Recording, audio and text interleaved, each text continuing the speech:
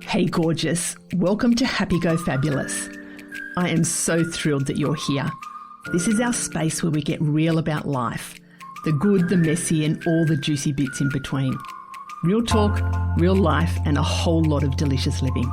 But I must warn you, listening may cause unexpected outbreaks of fabulousness and real life magic.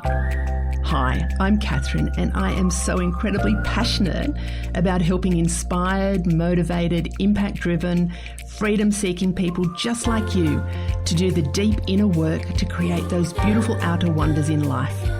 It's all about revolutionising your relationship with yourself, where you fall madly, deeply in love with who you are and create a life so fabulous you can't wait to jump out of bed every morning to live it. Ready? Because ordinary living is so last season. Life's waiting and it's time to make it fabulous. Let's shimmy on in. Hi, gorgeous. How are you? I am super excited to be back and a little nervous, I must admit. I am a little nervous. It's been almost 12 months since I've recorded a podcast and there's been lots, oh my gosh, so many changes in this last 12 months. 2024 was a huge year and I feel ready to come back and record a podcast with you. And things have changed, same, but a little bit different. We've got a new name, so it's Happy Go Fabulous, and it's a space to really get real and raw about life. We're going to dive into all the elements of life, the good bits, the kind of messy bits, and all the juiciness of in between. Lots of people have been asking me, over the year, when are you coming? When's your podcast coming back? And they really wanted me to do more solo episodes. So I'm going to do that. I feel, a little bit vulnerable. I feel much more comfortable in the interviewer's seat, but I'm actually going to go with it. And really, the podcast is about just exploring what it takes to live fully, to truly love who you are, and to make life unapologetically fabulous. It's too short to be anything but fabulous. I'm going to share a lot with you about my experiences, my tools and tips, and we'll have occasional guests coming on and sharing their insights about life as well. And it's just going to be really fun, mixed bag, like a couple of girlfriends sitting down together and having a chat. You know me, and if you're introduced to me for the first time, if you're new into this space, I am just so incredibly passionate about helping amazing, purpose-driven, freedom-seeking women and blokes too, to create something really extraordinary in their lives. That flutter of excitement that you get when you think about what life could be, when you just know that there's more waiting for you. And it's not saying that life's crappy, but it's about saying there's that feeling that there's more out there for you. That's what we're going to talk about, how to help you fall madly, deeply in love with who you are, the life you're living and the life that you're creating, and making it so fabulous that you can't wait to jump out of bed every morning to live it. And I'll be really honest with you. I'll be really honest, because that's what this space is about. The last year, I have not felt like that. I have fallen out of love with life, and 2024 was tough. It was a really challenging. Was it my most challenging year? Possibly. It was certainly up there. And I've fallen out of love with life, and I'm in the process of falling back in love with life. And I want to take you on that journey, because I know a lot of people, a lot of women that I work with, that I connect with, have gone through their versions of that as well.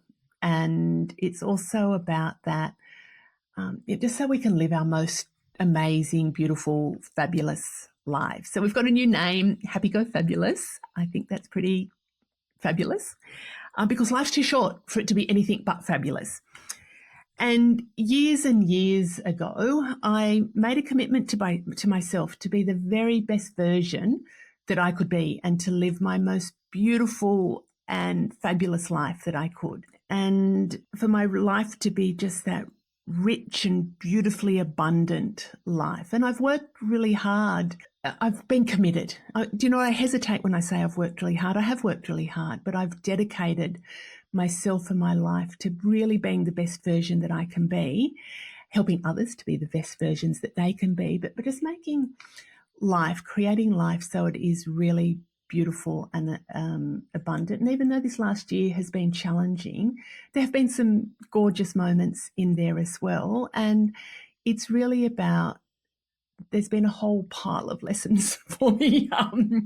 So I've experienced throughout life, I've experienced some soaring highs, the most incredible highs, and some really challenging, shitty lows as well. Like I know that we all have.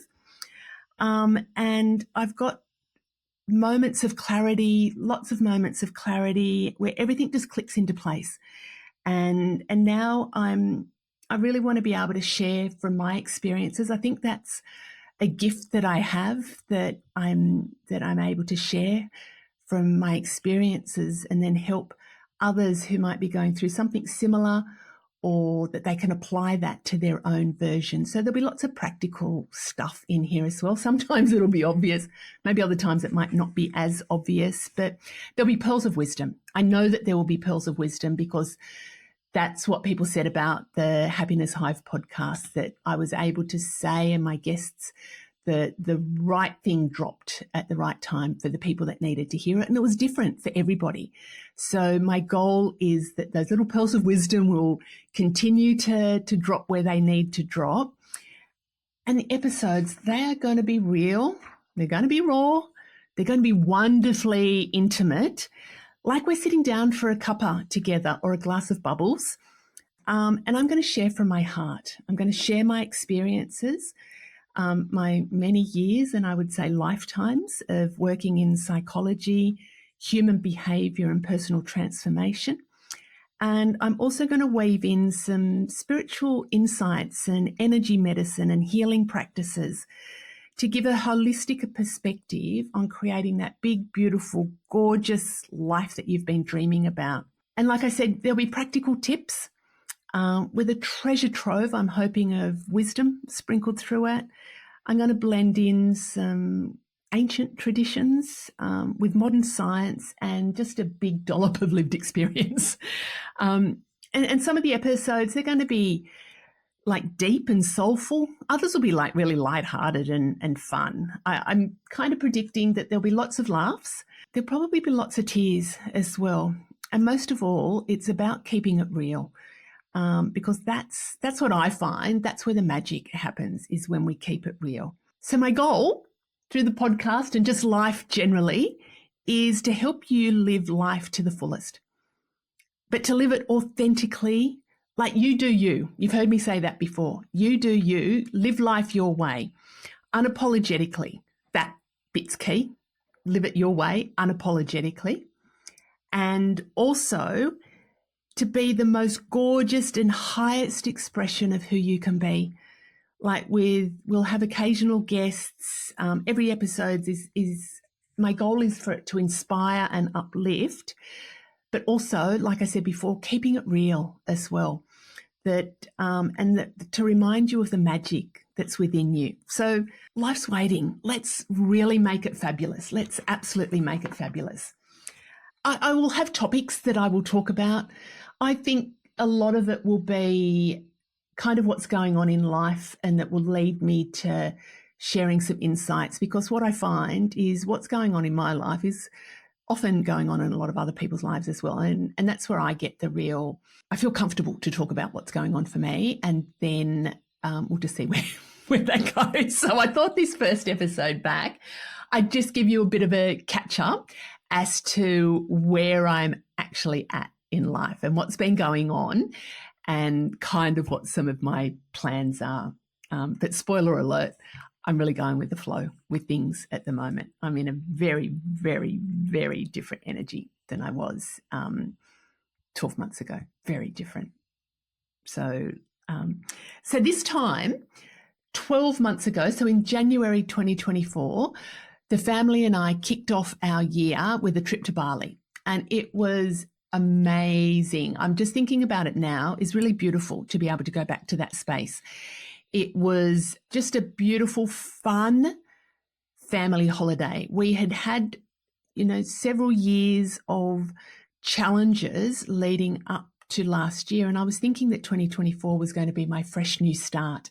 And there was lots of changes. So we started off with this family trip to Bali. And then Henry and I stayed for an additional week where we did our own DIY retreat. And it was amazing. If you want to hear about that, there is one of the Happiness Hive podcast episodes where I shared about that trip. It was amazing. We started off the DIY retreat with a tarot reading, and that was really poignant for me for the whole year. So the tarot reading, and I'll dip into that and share with it like some of the key bits that came out of it. We did a lot of energy healing, so sound healing. We went to the pyramids of Chi, and it's in Ubud, and if anybody's traveling to Ubud, go to the pyramids of Chi because it was freaking amazing. So we did some sound healings there, and we did an LSV, light sound vibration, and that was so cool. We also went and saw traditional Balinese healer and had some very profound session with him as well. So insights about our purpose and some key things for Henry and I to kind of work on throughout the year and what we're like, our purpose and things as well. So that was cool. We did I got introduced to biomagnetic therapy. Excuse my language. That intrigues me. Energy is, there's been some big shifts around that. So energy therapy was so cool. And then we went to a water temple that was probably one of the most profound healing experiences that I've had to date. It was a water temple. There was just this cleansing and the purity, and it was almost like this spiritual activation within me. And I know Henry had a profound experience as well, but it was freaking amazing. So setting up the year last year, I was thinking this is my year of amazingness. And when I had the tarot reading, and as I said, it was really profound, and I've had a squillion tarot readings, and I do tarot readings and oracle readings. This one just had a profundity. It was so profound that I hadn't experienced. So January last year was a really profound time. So the key things that came out of that reading, it was almost like my direction for the year, but I didn't sit and think, okay, what's happening this month? But it had this overriding energy for me. And so Tallis, who provided the reading, she said there are going to be some big changes. Some of them will be planned changes. Some of them will be unexpected changes. And the changes, really, the essence was about mastering my emotions. It was about, I am here helping others, but 2024 was really going to be about big changes with me mastering my emotions and then sharing more of who I am, stepping into more of my spirituality, but sharing more of my spirituality. That was a really key bit. It wasn't just about teaching people to have, live better lives. It was really about this being a spiritual messenger, and that's what very much came out through all of the healings, and the Balinese healer very much was around that as well. And that will actually, to do that personally, but it was also about, it will form the essence of what my work is going to be.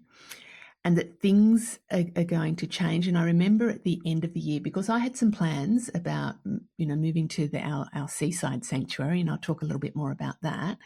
And when I went into that reading, it was just like, really tell me more about that and how's that going to unfold. But the message was, it will absolutely be the right move. But the end of the year, it's about there's going to be some big things that will change for you, but they're still unfolding, and you need to actually allow them to unfold and not plan anything for the end of the year. It's like, oh, that's not how I normally do things. I normally like to have it all planned out.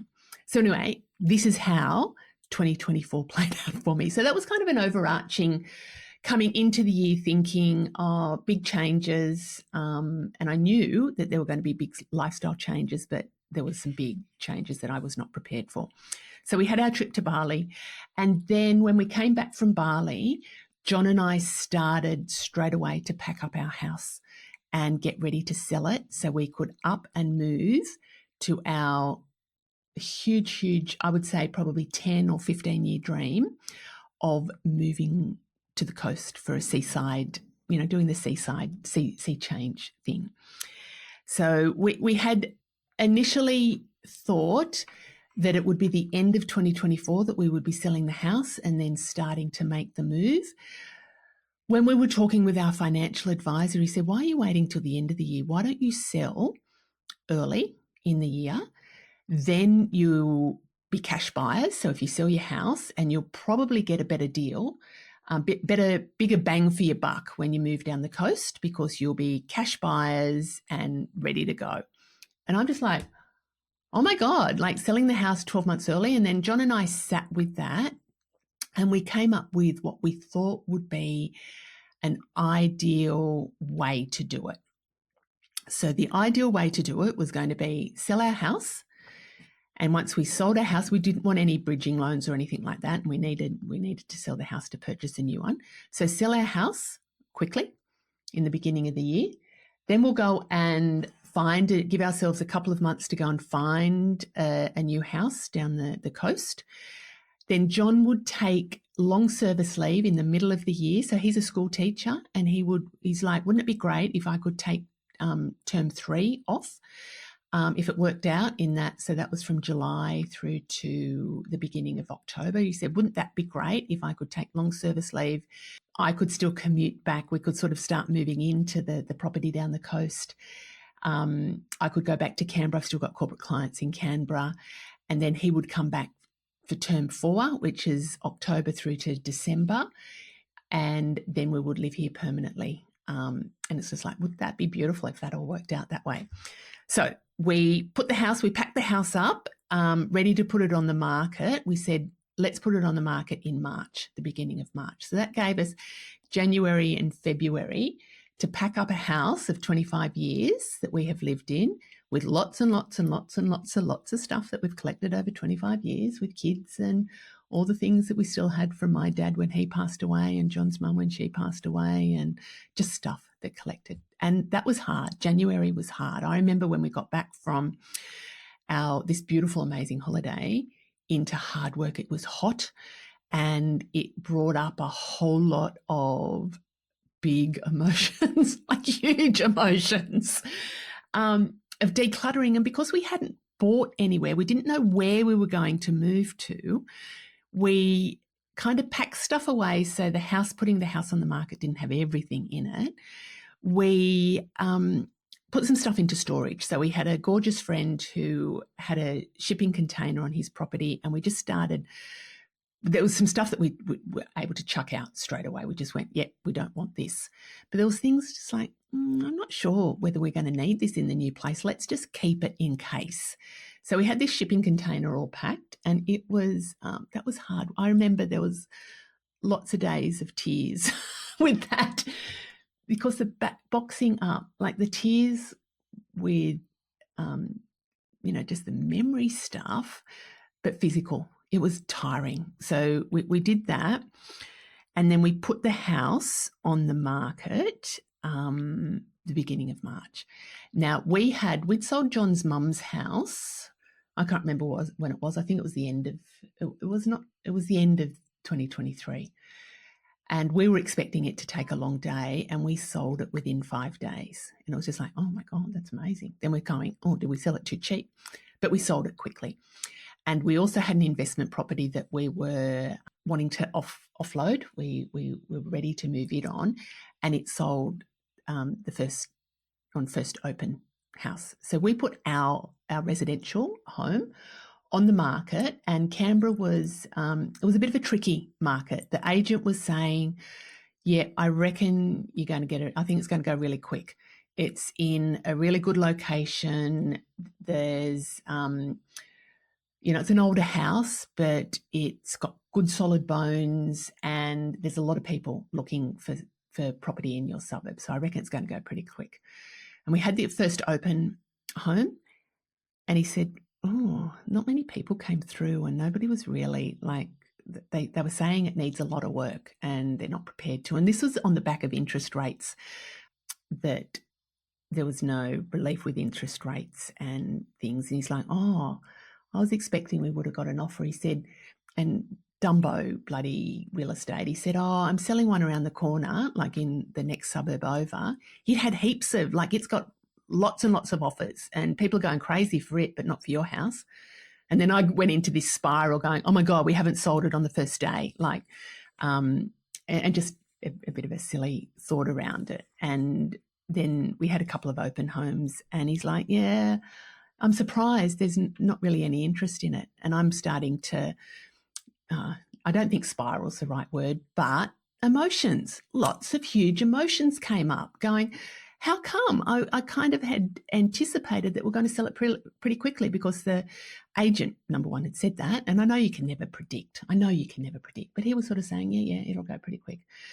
We sold the other two places like quickly, and now we're not. And the one that I really want to sell so we can start looking for the next place is just like, oh, this isn't going to sell. So lots of emotions coming up there. And then out of the blue, I got a phone call from my brother. Saying that his daughter had passed away. My 20-year-old niece had passed away, and she was my brother and his wife's only child. And my life just changed. Sorry. My life changed. Our lives changed forever.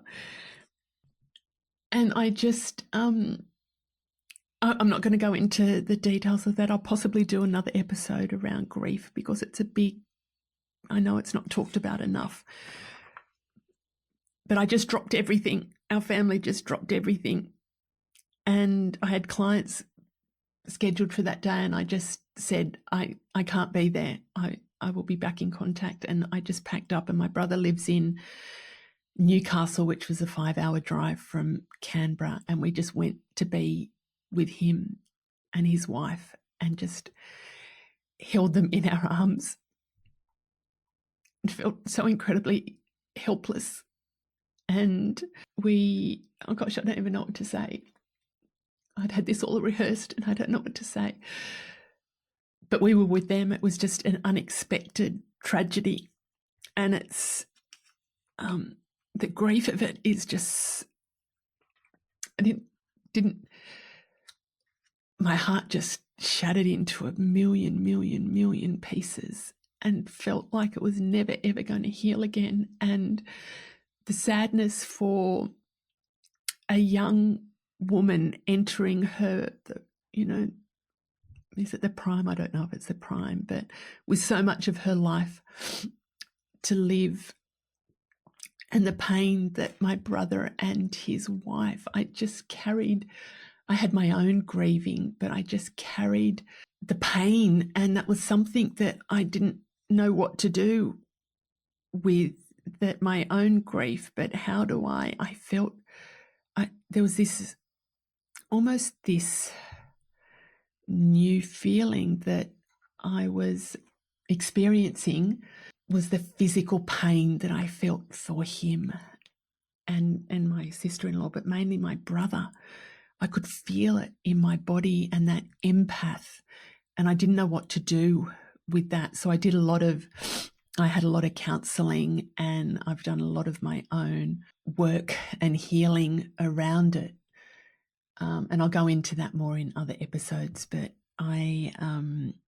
that was something my body did some really weird stuff. Like grief does stuff anyway.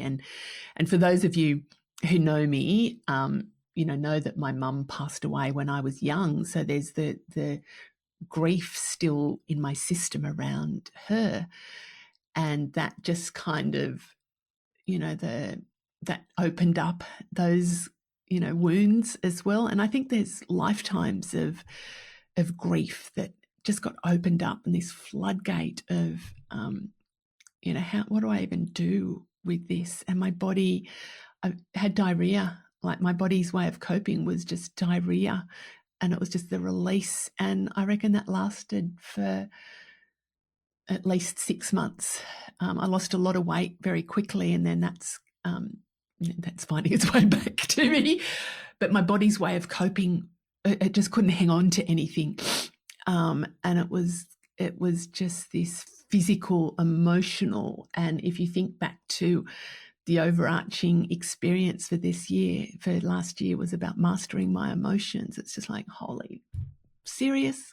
So there was so much sadness. And John and I were on this trajectory for our dream that we've held in our hearts for so long, and it just felt really irrelevant. And, the agent was contacting us saying, we've had a few nibbles on the house. And I'm just going, oh God, just do what you need to do to sell it. Like, in the scheme of things, that is not even on my radar at the moment. So we just let the agent do what he needed to do. And we were just in family support mode, and, supporting my brother and his wife and our families through it. And the underlying bit, like, it was really this feeling of, family is the priority, and our dream, it didn't feel okay for us to be excited about our dream. That it did not feel okay. And it's interesting, that feeling I had was the same as the 12-year-old, the 13-year-old, the 15-year-old, the 17-year-old, the 25-year-old version of me, that when my mum died, it felt like it was not okay for me to ever be happy again. And that's when I made that commitment, when I had kids of my own, or just before I think I had the kids of my own, was I'm not going to live in that way, that it's not okay to be happy. And I think that's the first cycle of me learning to fall back in love with life.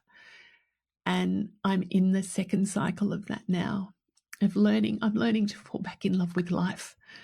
That there are days that you'll see me and I feel great and wonderful. And then there are other days that I'm just going, oh my gosh, this is just way too hard.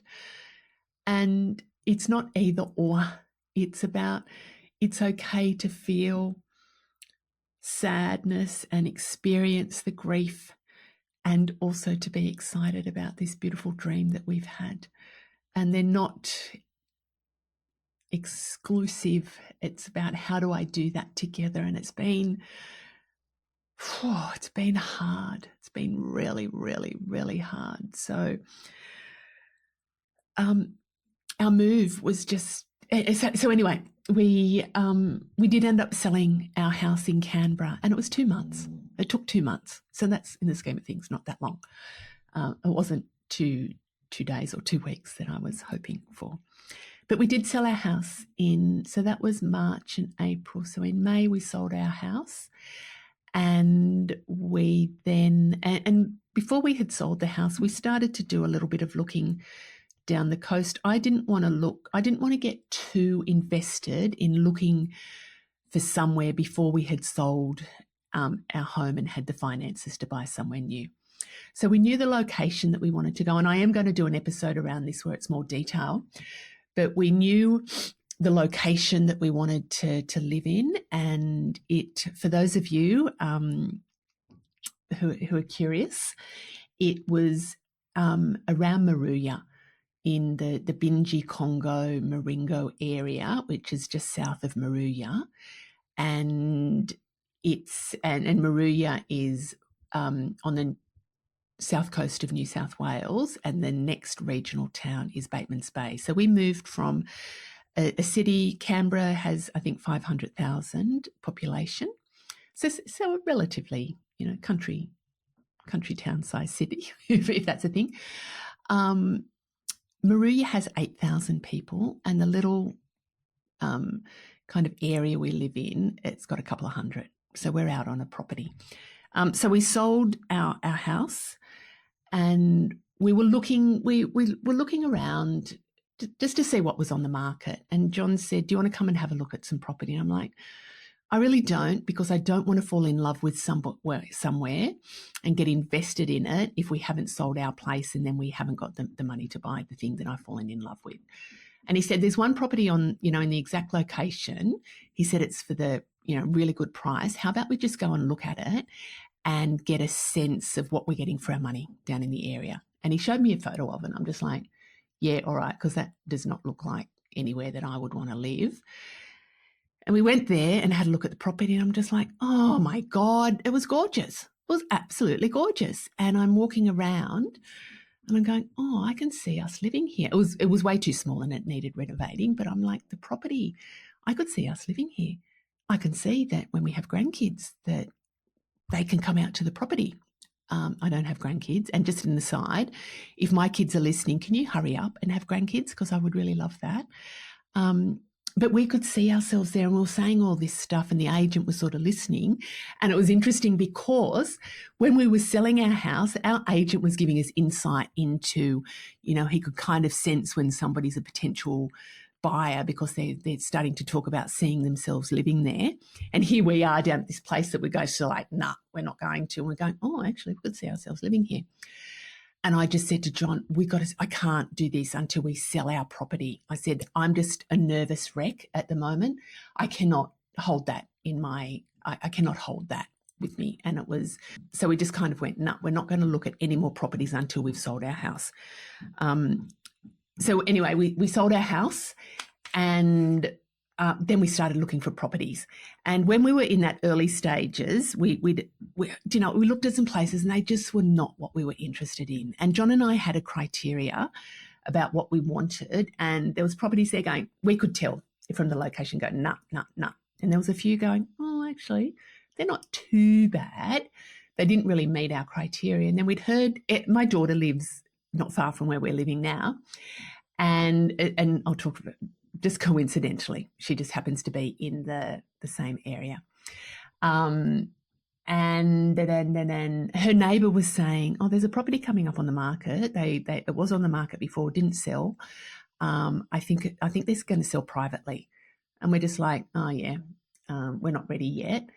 But then once we'd sold, we're just like, oh, okay, maybe we could just reach out and see whether that house is going for private sale. And it just got listed again. There was a bit saying that they were selling it privately. We went and had a look, and John and I, when we drove up to the property, we could just feel it. And we had a walk around the property and we went, this is it. And I think we both cried and just went, this is it. This is it. And it was way more than we were wanting to pay, and we ended up paying way more than we were wanting to pay, but we got a reasonable offer. We went, you know what, we could play that game of negotiation and stuff like that, and they were wanting to sell and we were wanting to buy, and it was a really good, energetic match. I mean, I know that it's a financial decision, but for us it was more than a financial decision. It was a lifestyle. It just had a really good energy about it. So we sent them, we thought about it for a week or so, and we got our finances all sorted and stuff like that. And we made an offer, and we were heading to the country to catch up with some friends from school. It was kind of like a bit of a mini school reunion with a group that we catch up with every little while. And we stopped at a coffee shop. I think with the friends, they're a 4 or 5 hour drive from where we were, and we were stopping for coffee. And I just checked my emails before we went through and into an area where there was no reception, and there was an email there, and the owners accepted our offer. And John and I just both in this coffee shop just burst into tears. It was just such a beautiful, amazing moment that this dream that we'd held was actually about to come true.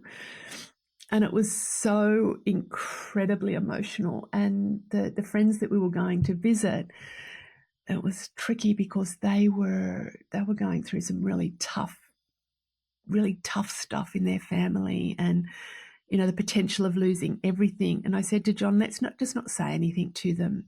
I just want to be there for them. And let's just not say anything to them that this has happened. And so we drove there, and John and I are just holding hands and squeezing, going, oh my God, oh my God, oh my God, oh my God, oh my God. And we got there and we met with our friends, and he said, oh, how are you going? I said, oh, fantastic, we've just bought a house.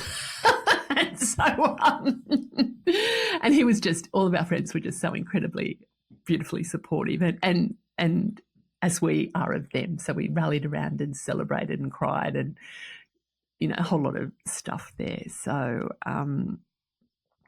so much fucking stuff. So anyway, going back to that ideal scene that I said about the timing, the perfect timing, wouldn't it be nice? So we sold our house in May, and then we bought our house. It was only and our house was due to settle on the 8th of July. And we had made an offer, it had been accepted, and in, I think, early June, and they were wanting a quick settlement. And we went, oh, do you reckon you could settle on the 8th of July? And they went, no, but we can do the 12th.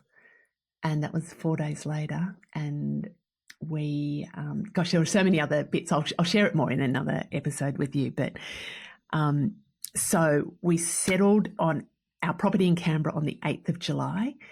We stayed with a friend of ours for, I think, 2-week period, that just so we could clean our house up, and those days in between Canberra settlement and the new property settlement. And we came here on the 12th of July. John's school holidays started on the 12th of July, and he had 3 months long service leave. I'm just going to cry because it just happened so perfectly. He had 3 months long service leave where we moved into the property, and we just got to be here. I went back to Canberra every couple of weeks and did some corporate work. John came back. We did lots of IKEA runs. We went to Bunnings lots, because in this little country town that we're at now, that doesn't have any of those places. So we went back to Canberra. And then he came back in for the last term of last year to finish off his teaching, and it worked out almost to the day perfect of what we had said, wouldn't this be great? And the place is just amazing and beautiful and everything that we could have dreamed of. And I feel like now I'm just starting to go, it's okay to celebrate this dream. I did a lot of healing when I was here, because it's literally a 5-minute drive from the beach. And I would go to the beach every morning, and I would just allow myself to heal the layers of grief. Just walking along the beach at sunrise was the most beautiful healing experience I could ever have asked for. That, am I completely healed? No. Will I be? Not completely, but I'm certainly feeling so much better. And that I feel that it's okay for me to fall back in love with life again. And I feel like I can really start to breathe and enjoy where we are, and allow myself to really love life again. And that's not to say that it's all, happy and roses and unicorns all the time. It's about experiencing the full spectrum of life. And from last year, and I've known this, but really last year re-emphasised that life is precious and for us to live it well. And that's what my kind of mantra is. And I nearly called the podcast Life is Precious, Live It Well. And that's sort of an underlying theme around it. And if I loop back to the beginning of 2024, almost just over 12 months from where I am now, a lot has happened. Like, so much has happened. It was a year of huge, huge transformation. And some of it has been self-initiated, and a lot of it has just been responding to life. And I was saying at some stages, I was really taken off my path this year. It's not being taken off my path at all. That is my path. My path is to experience and to learn how to master my emotions, has been my lesson from this year. And it's about, wow, have I done that big time? I don't know if I've mastered them, but holy hell, I've learned a lot from them, and how to, do you know what? I feel good about how I've navigated my emotions. Lots of healing. 2024, there was a lot of healing that's happened, and a lot more to do. And what I have really embracing is that through my healing is really about helping other people to heal. And I've always worked in the space of helping other people to live their best and most beautiful lives. But now the layer of really healing from their wounds, and that's not necessarily from, just about grief, but healing from past wounds is going to be a big part of what I do, and that's through my own healing.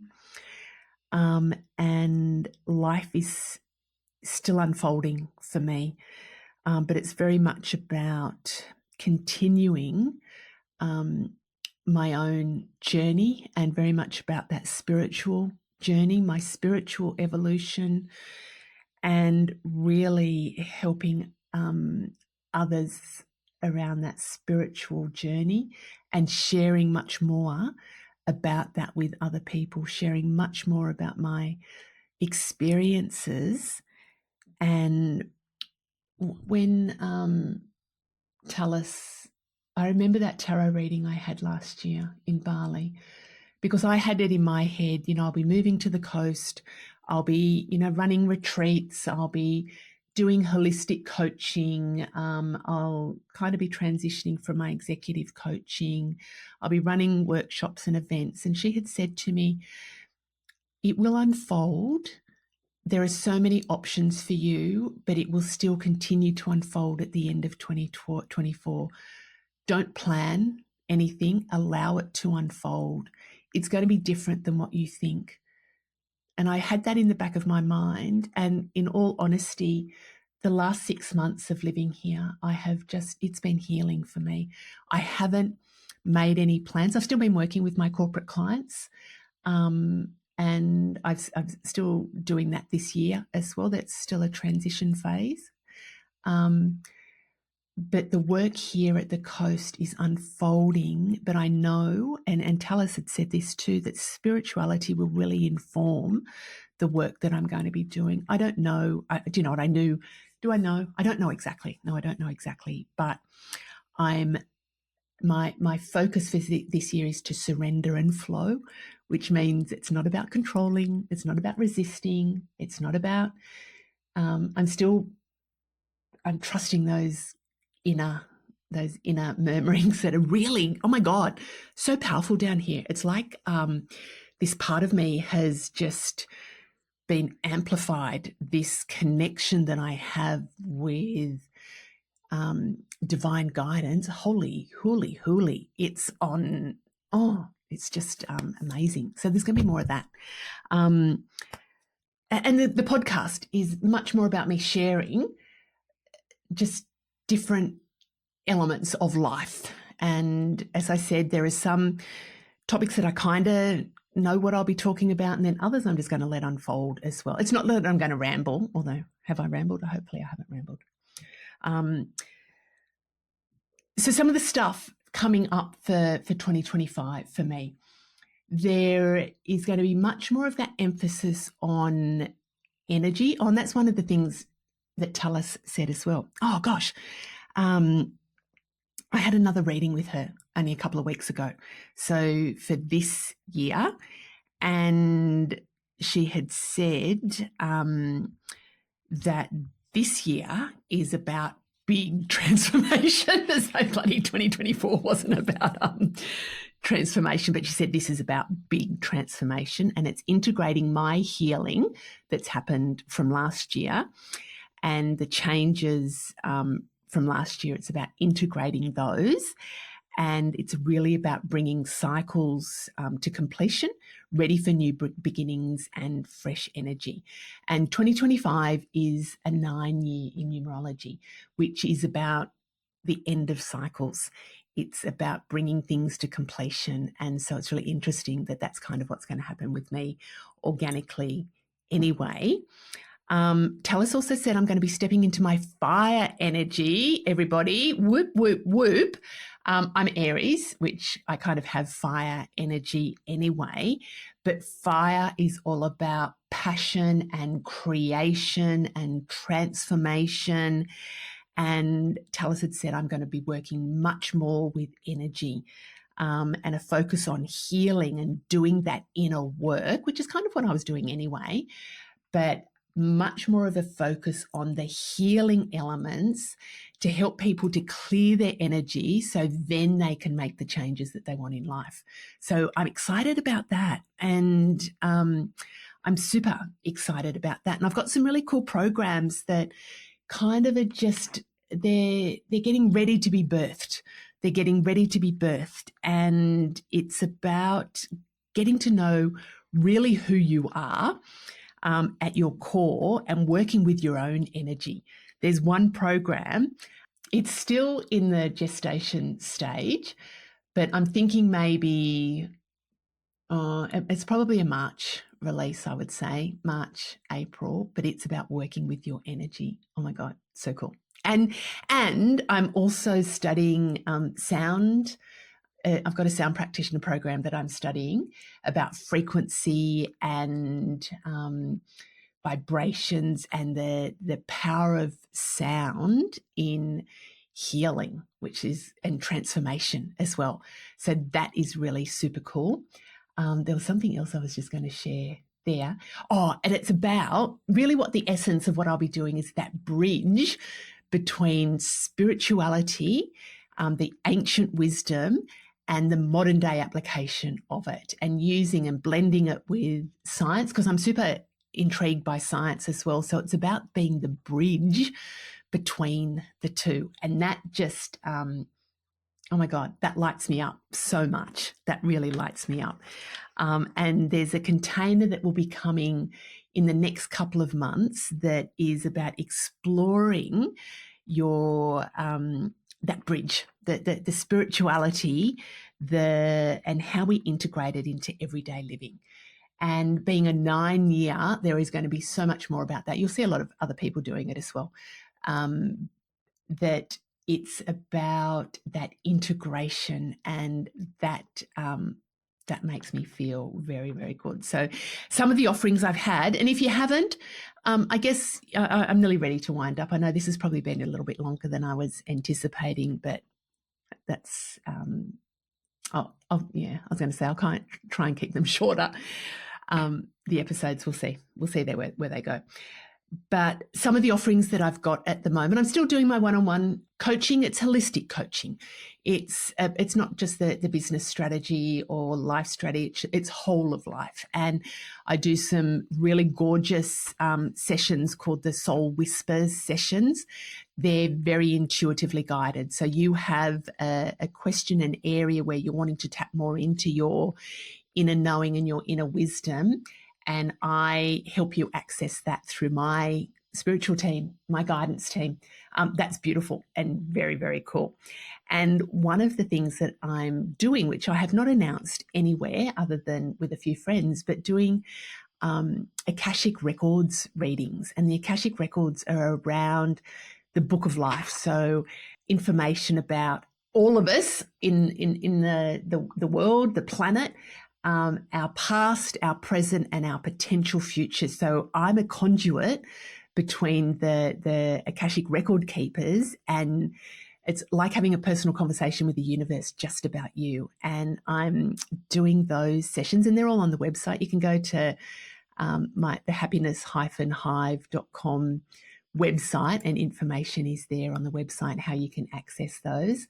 Doing some very cool stuff with human design as well. I think that's a really great tool to use to get to know who you are and who you're designed to be in this lifetime. So very, very, very cool as well.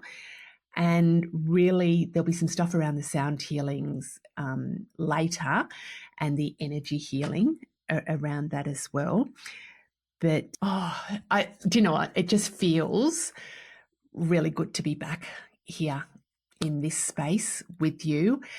I sign up to my newsletter, so go to my website. I'll put the link in the show notes as well for you to sign up to the newsletter. But that way you can keep in the know about all the things that I'm offering and as they unfold. And I will probably be offering to my my inner community first, and then going public around those. So if you want to be in that inner community, sign up to my newsletter over at the Happiness Hive website. I would love to see you there. And there's some additional bits that I send out weekly just about living life. So there's some additional stuff. And I'll also put a link to the Happiness Health Check.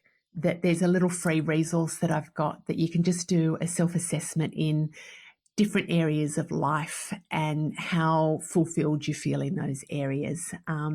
That's a free resource. I'll put the link there for you. So thank you for listening. Thank you. I would love for you to provide any feedback or comments, and let me know if there's any topics that you're interested in me chatting about, because I would love that. I'm here to respond to what you're interested in as well, and sharing from my heart to your heart. So thank you, love you, and let's make life completely fabulous and hang out together. Bye. Thanks for tuning in to Happy Go Fabulous. I hope you loved it. If you did, could I ask a big favour? Please subscribe, leave a review, and most importantly, share the love and let your besties know about the podcast. This will help get it into the hearts and ears of all the gorgeous souls who need a little bit of fabulous in their life. If you'd like some more high vibe happiness in your life, come and visit me on my Happiness Hive socials, and make sure you've signed up to my newsletter, your weekly drop of juicy goodness. Pop over to my Happiness Hive website and click on the link Working with Catherine. I'd love to help you make life amazing. Until next time, keep being fabulous.